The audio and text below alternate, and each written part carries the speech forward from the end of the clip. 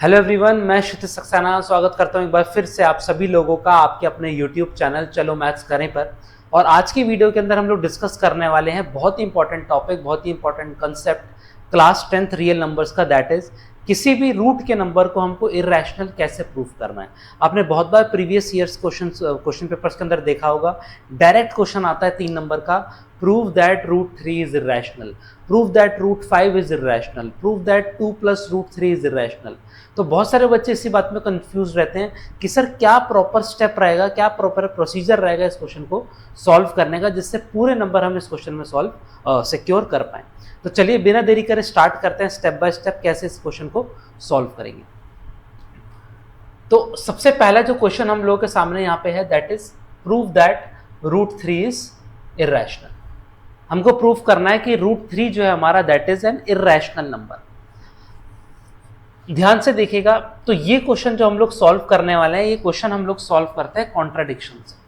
Contradiction का मतलब क्या है कि पहले हम किसी एक चीज को एज्यूम करेंगे और फिर उसी चीज को हमको गलत प्रूफ करना है, उसी चीज को हमको गलत प्रूफ करना है। तो क्या एज्यूम करेंगे, क्योंकि हमको इस नंबर को इर्रेशनल प्रूफ करना है, तो हमने सबसे पहले एज्यूम कर लिया कि let root 3 be rational, let root 3 be rational number. ठीक है, सबसे पहला हम लोगों ने एक चीज एज्यूम करी है कि रूट 3 हमारा रैशनल नंबर है। अच्छा, अगर रूट 3 हमारा रैशनल नंबर है तो देयरफॉर रूट 3 को मैं लिख सकता हूं इन the form of p upon Q. क्यों? क्योंकि रैशनल नंबर ऐसा नंबर होता है जिसको हम p अपॉन क्यू की फॉर्म में लिख सकते हैं। बहुत जरूरी चीज यहां पे लिखूंगा ब्रैकेट में, इसी चीज के नंबर भी मिलते हैं आपको, that is q is not equal to 0। q हमारा 0 नहीं होना चाहिए, डिनोमिनेटर शुड नेवर बी 0। और बहुत ही important line, where p and q are coprime, where p and q are coprime. ध्यान से देखिएगा, बहुत जरूरी लाइन है, where p and q are coprime. तो ये को प्राइम वाला जो सेंटेंस है ब्रैकेट के अंदर, इसको आपको लिखना नहीं भूलना, इसको आपको लिखना नहीं भूलना। अब थोड़ा सा डिस्कस कर लेते हैं, रिकॉल कर लेते हैं कि कोप्राइम नंबर्स क्या होते हैं, व्हाट आर कोप्राइम नंबर्स। तो कोप्राइम नंबर्स को अगर मैं फ्रैक्शन फॉर्म में बात करूं तो ऐसा फ्रैक्शन जो सीधी भाषा में लोएस्ट फॉर्म में, लोएस्ट फॉर्म का मतलब उन दोनों नंबर का, न्यूमरेटर और डिनोमिनेटर का, कोई भी कॉमन फैक्टर अपार्ट फ्रॉम 1 नहीं होना चाहिए।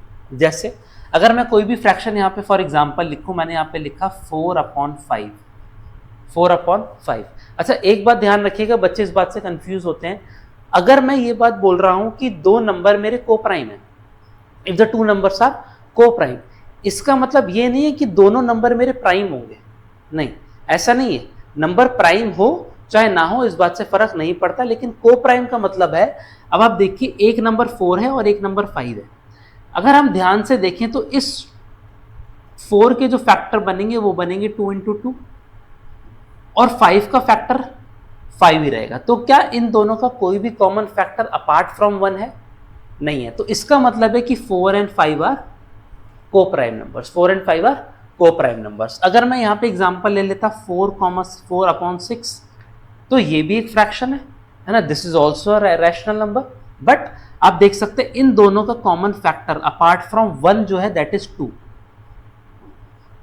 तो ये दोनों हमारे कोप्राइम नंबर नहीं होंगे, ये दोनों हमारे कोप्राइम नंबर नहीं होंगे। तो आई होप कोप्राइम आपको क्लियर हुआ। p एंड q और कोप्राइम नंबर मतलब इन दोनों का कोई भी फैक्टर अपार्ट फ्रॉम 1 नहीं होना चाहिए। ठीक है, अब अगला स्टेप हमारा क्या है, अब हम लोग इसको कर देंगे क्रॉस मल्टीप्लाई। तो ये हमारा बन जाएगा √3q is equal to p, √3q is equal to p। अच्छा, नेक्स्ट स्टेप विल बी, हम लोग यहां पे लिख देते हैं स्क्वायरिंग बोथ साइड्स,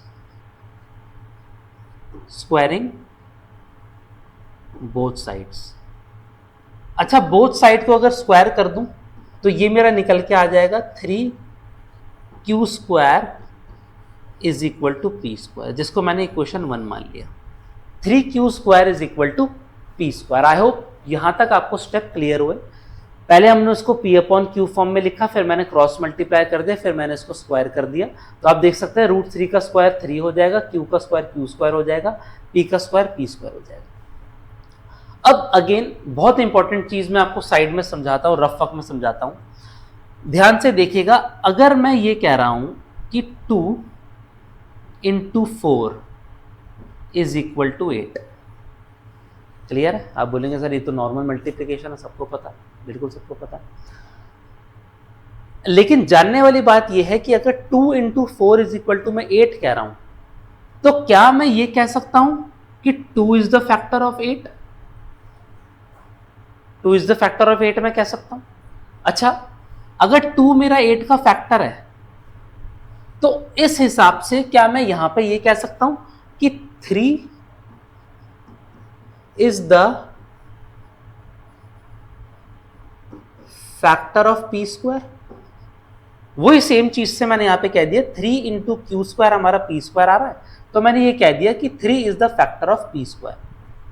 3 जो है मेरा p स्क्वायर का फैक्टर है, मतलब 3 जो है वो मेरे p स्क्वायर को कंप्लीटली डिवाइड करेगा। अच्छा, अगर 3 p स्क्वायर को डिवाइड करेगा तो मैं ये कह सकता हूं therefore 3 is also the factor of p। बिल्कुल कह सकता हूं, 3 अगर मेरा p स्क्वायर का फैक्टर है तो 3 मेरा p का भी फैक्टर होगा।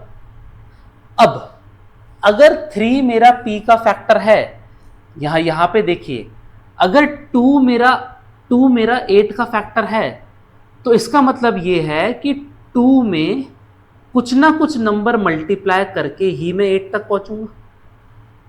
2 में कुछ ना कुछ नंबर को मल्टीप्लाई करके ही मैं 8 तक पहुंचूंगा। अब ये तो मैंने जो आपको एग्जांपल दिए इसमें सीधे सीधे नंबर्स लिखे हुए हैं, सीधे सीधे नंबर्स लिखे हुए हैं, बट यहां पे अगर मैं देखूं और 3 अगर मैं कह रहा हूं 3 is also the factor of p, तो इसका मतलब यह है कि अगर मेरे को p तक पहुंचना है तो मुझे 3 को किसी भी एक कांस्टेंट, वो कांस्टेंट लेट से हमने c मान लिया, 3 को किसी भी कांस्टेंट, कोई भी नंबर हो सकता है वो, उससे मल्टीप्लाई करना पड़ेगा तभी मैं p तक पहुंचूंगा। तो मैंने क्या लिख दिया, p is equal to 3c, bracket में ध्यान से लिखेंगे यहां पे for any value of c। अच्छा, for any value of c मैंने क्यों लिखा है? For any value of c मैंने इसलिए लिखा है क्योंकि यहां पे ना ही मेरे को p की वैल्यू पता है, ना ही मेरे को p स्क्वायर की वैल्यू पता है, तो इसलिए कोई भी c की कोई भी वैल्यू हो सकती है। हमने ले लिया p is equal to 3c, p is equal to 3c, और इसको मैं इक्वेशन 2 मान लेता हूं, इसको मैंने इक्वेशन 2 एज्यूम कर लिया। ध्यान से देखिएगा अगला स्टेप में क्या कर रहा हूं, मैंने यहां पे लिखा हुआ है 3q square is equal to p square. इस फर्स्ट इक्वेशन में second equation p is equal to 3 से अगर सब्सटीट्यूट कर दूं तो ये निकल जाएगा 3q square is equal to 3c का होल स्क्वायर, 3c का होल स्क्वायर। फर्दर इसको सॉल्व करूं तो देखिए ध्यान से निकल जाएगा 3q square is equal to 9c square, 3 से 9 कट गया तो ये हमारा निकल के आ गया q square is equal to 3c square, q square is equal to 3c square. ध्यान से देखिएगा जैसे हमने यहां पे किया था 3q square is equal to p square, तो 3p स्क्वायर का भी फैक्टर है और p का भी फैक्टर है। वही सेम तरीके से यहां पे क्या मैं यहां पे कह सकता हूं, therefore 3 is the factor of both q, p नहीं q, of both q square and q, है ना। यहां से मेरे को ये बात पता चल गई q square is equal to 3c square है, तो इसका मतलब ये जो 3 है ये 3 मेरा q स्क्वायर का भी फैक्टर होगा और q का भी फैक्टर होगा। अच्छा, यहां से हमको एक बात समझ में आ गई, देयरफॉर करके मैं लिखूंगा therefore 3 is the factor of both p and q। 3 is the factor of both P and Q। ये बात हम लोगों की यहाँ पे कंक्लूड हो चुकी है कि 3 जो है वो फैक्टर P एंड Q दोनों का है। लेकिन ध्यान से सोचिए, हमने स्टार्टिंग में ये चीज बोला था कि P एंड Q हमारे को प्राइम नंबर है। P एंड Q क्या है? को प्राइम। इसका मतलब है कि उनका तो कोई भी फैक्टर अपार्ट फ्रॉम 1 पॉसिबल था? पॉसिबल ही नहीं था, बट यहां पे तो 3 आ गया। इसका मतलब क्या है? Therefore P and Q are not coprime, are not coprime. This contradiction arise, ये कॉन्ट्राडिक्शन क्यों अराइज हुई? Because of our false assumption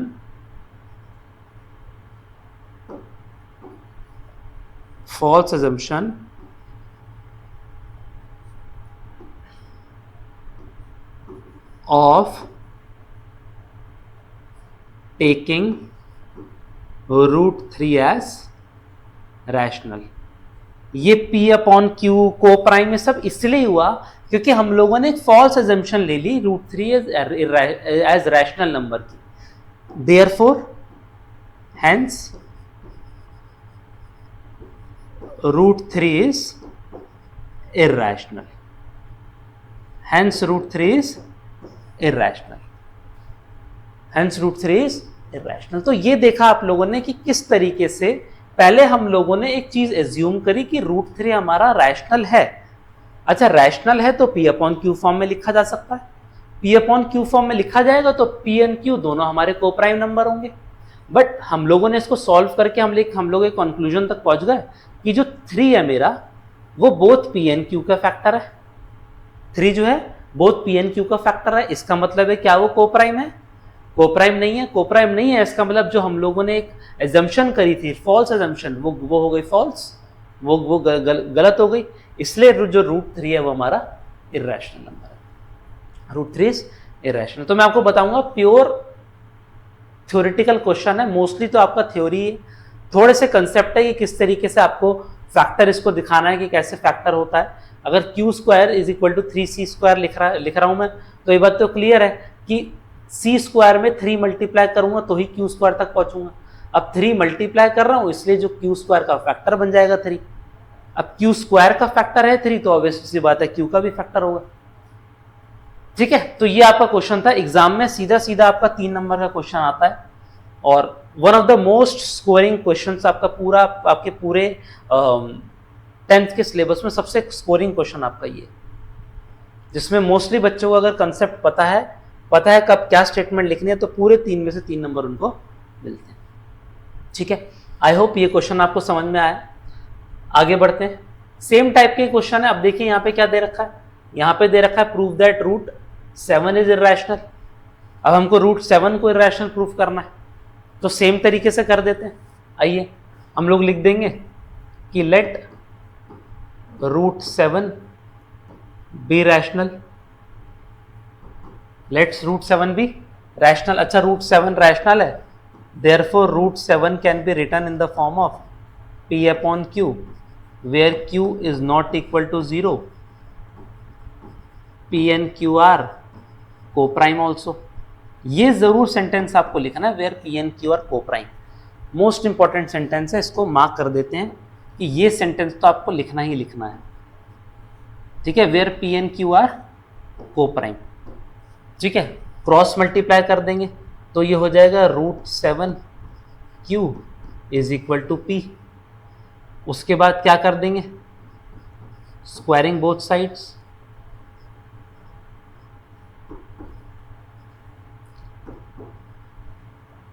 squaring both sides, ये आ जाएगा 7Q square is equal to P square.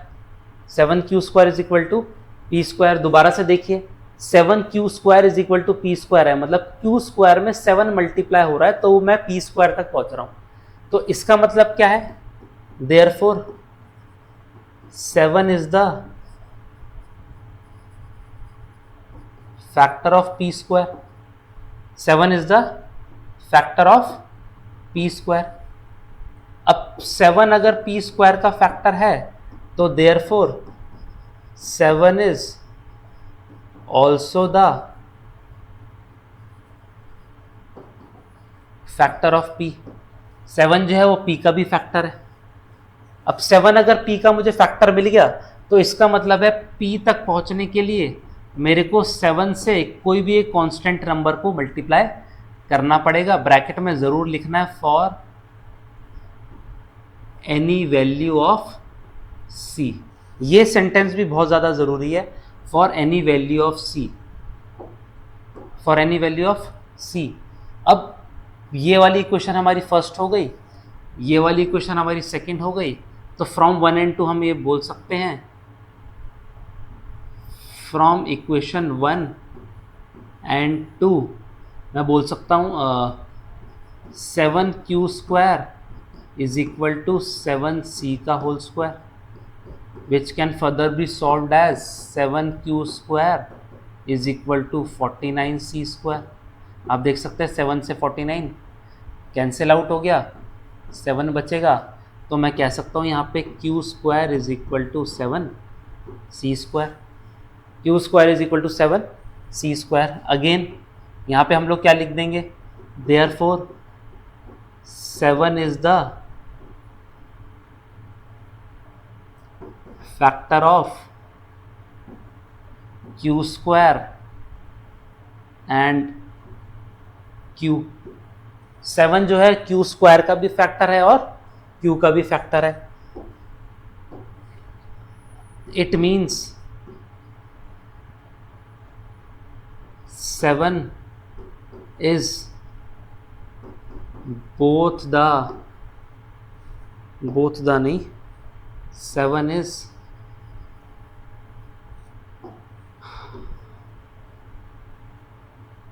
factor of both P and Q।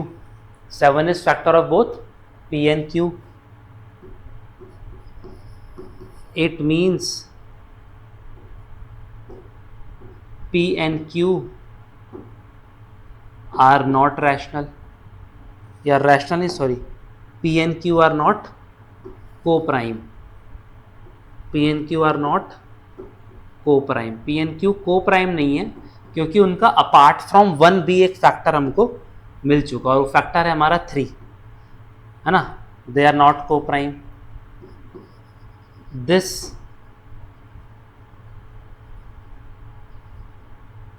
contradiction arise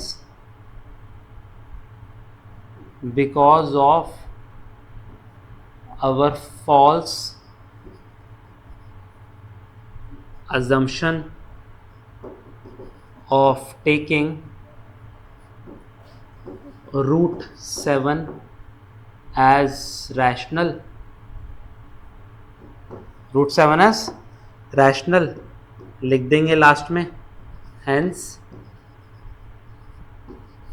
root 7 is irrational, hence root 7 is irrational. ध्यान रखिएगा, कोई भी question आपके सामने exam में आता है, रूट का कोई भी नंबर है, चाहे हमने यहाँ पे रूट 7 लिया, इससे पहले रूट 3 लिया था, रूट 5 आ जाए, रूट 10 आ जाए, रूट 11 आ जाए, रूट 13 आ जाए, कोई भी नंबर आ जाए, तो करने का सेम तरीका है।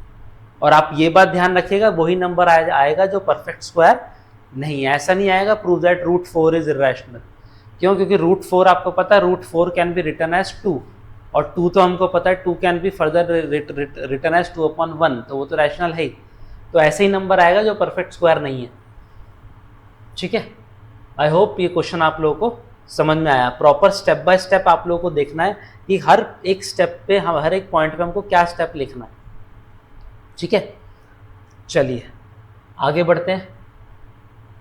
है तो वैसे ही क्वेश्चन, बस थोड़ा सा ट्विस्ट है इसके अंदर। अब इसमें दे रखा है prove that 3 + 2 root 5 is irrational. अब खाली एक नंबर नहीं दे रखा आपको, उसके साथ में और कुछ प्लस माइनस मल्टीप्लाई में दे रखा है। सेम तरीका है, कोई मुश्किल नहीं है। देखते हैं, सेम हम लेंगे कि let 3 + 2 root 5 be rational, be rational. अब यहाँ पे थोड़ा ध्यान रखना है हमको कि देयरफॉर हम लिखेंगे 3 + 2√5 is equal to P upon Q, where Q is not equal to 0। यहाँ पे ध्यान रखिएगा P and Q are integers, P and Q are integer, जहाँ पे P एंड Q हमारे क्या हैं, दे आर इंटीजर्स। अगला स्टेप ध्यान दीजिएगा, अब मैं क्या कर रहा हूँ, क्रॉस मल्टीप्लाई नहीं कर रहा, अब मैं लिख रहा हूँ 2√5 is equal to P upon Q -3, और यहाँ से √5 can be return as P -3Q upon 2Q। ठीक है, √5 can be return as P -3Q। 3Q कैसे आया, मैंने एलसीएम ले लिया, 2 को नीचे भेज दिया, तो ये हमारा एक इक्वेशन हमारी बन गई, हमारी इक्वेशन एक बन गई। ठीक है, अब ध्यान से देखिएगा मैं क्या लिख रहा हूं, मैं लिख रहा हूं as P and Q are integers, therefore P -3Q upon 2Q will be rational, will be rational number. P and Q तो हमारे इंटीजर्स हैं और आपको पता है 3 एंड 2 कांस्टेंट हैं, तो ये पूरा का पूरा आपका क्या होगा, ये पूरा का पूरा आपका रैशनल होगा। अब और ऑब्वियसली सी बात है कि अगर राइट हैंड साइड हमारा रैशनल है तो लेफ्ट हैंड साइड भी रैशनल ही होगा। Therefore √5 must be rational, must be rational, ये रैशनल होना चाहिए। बट अब क्या लेंगे हम, अब हम लेंगे but we know, but we know that √5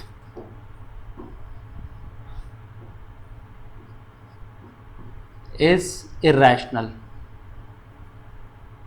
√5 is irrational, as LHS is irrational, as LHS is irrational, hence P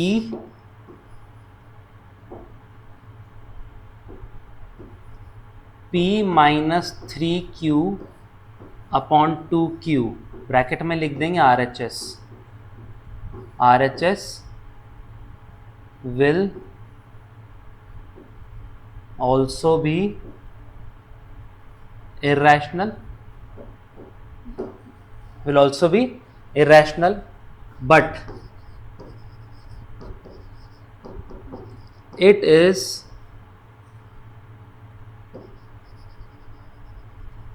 shown as rational because of our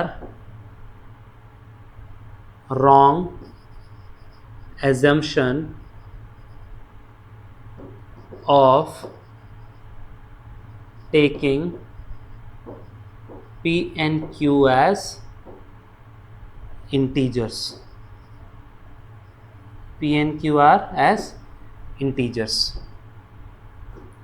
क्या लिखेंगे, hence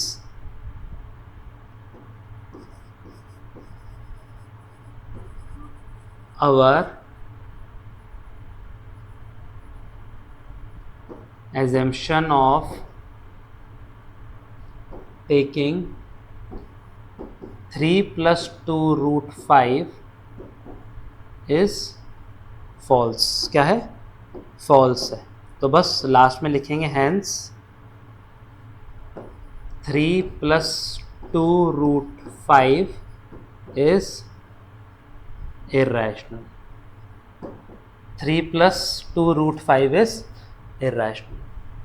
तो देखा आप लोगों ने कि किस तरीके से मोस्ट ऑफ द पार्ट, अगर मैं आपको बोलूं 70-80% of the part of this questions is theoretical. इस थ्योरेटिकल कंसेप्ट आपको पता ना होना चाहिए कि अगर मैंने पी और क्यू को इरेशनल लिया है, पी एंड क्यू को, सॉरी इरेशनल, पी और क्यू को अगर मैंने इंटीजर्स लिया है, तो इंटीजर्स अगर कोई भी फ्रैक्शन फॉर्म कर रहे हैं तो ऑब्वियसली सी बात है that number would be our rational number.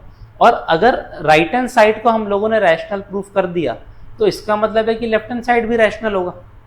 But ध्यान से देखिएगा राइट हैंड साइड में तो हमारे पास क्या है, P and Q R variables, और हमने एज्यूम ही तो करा है कि वो इंटीजर्स हैं। वेरिएबल की क्या वैल्यू है वो क्या हमको पता है, नहीं पता। बट राइट हैंड साइड, अगर लेफ्ट हैंड साइड में आप देखेंगे तो लेफ्ट हैंड साइड में प्रूवन इर्रेशनल नंबर है, प्रूवन इर्रेशनल नंबर, ये बात हमको पता है कि √5 इज इर्रेशनल।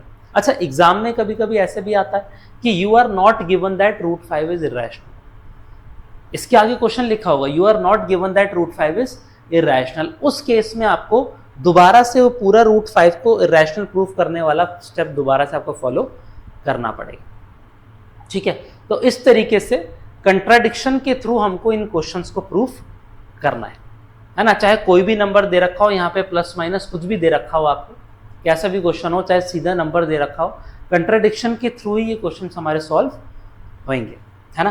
तो आई होप कि ये क्वेश्चंस आपको समझ में आए कि किस तरीके से किसी भी रूट के नंबर को आपको इरेशनल प्रूफ करना है। तो वीडियो अच्छी लगी तो वीडियो को लाइक करिए, शेयर करिए ज़्यादा से ज़्यादा, और चैनल को सब्सक्राइब नहीं करा है तो चैनल को सब्सक्राइब कर लीजिएगा। बाकी मिलते हैं अगली वीडियो के अंदर कुछ और नए टॉपिक्स के साथ, कुछ नए कंसेप्ट के साथ। तब तक के लिए all the best, take care.